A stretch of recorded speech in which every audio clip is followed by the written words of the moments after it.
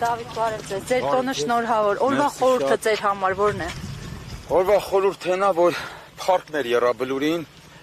որ վերականգնենք մեր այն հաղթանակած բանակը։ Այն բանակը,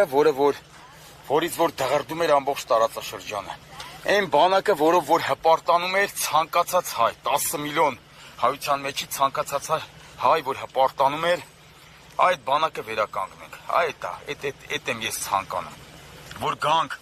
Եռաբլուր հաջորդ բանակի տոնին, հաջորդ տարի գանք Եռաբլուր գլուխներս բարձր, որ այստեղ պարկած տղեկը հանգիստ պարկեն։ Հիմա իրանք հանգիստ պարկած չեն, որտեղ իրանք ստեղծածը սաղ ոչնչացվեց։ Հայ վերականգնենք այդ ամեն ինչը։ Իսկ ոնց կարանք վերականգնենք, եթե ունենանք հզոր նորից բանակ։ Մեր անվտանգության համար մեր գերաշխիքը միշտ եղել է հայոց հզոր բանակը, որ Ադրբեջանը այնվաղ սսկված էր, վախենում էր առաջին հերթին մեր բանակից։ Այդ բանակը նորից վերականգնենք։ Իսկ թե ոնց պետք է անենք, բոլորդ ինձնից լավ գիտեք։ Պետք է փոխենք այս իշխանություններին, այսինքն նրանց, ովքեր որ քանդեցին այս այդ հզոր բանակը։ Հասկանալի, շնորհակալ եմ։ Լավ է։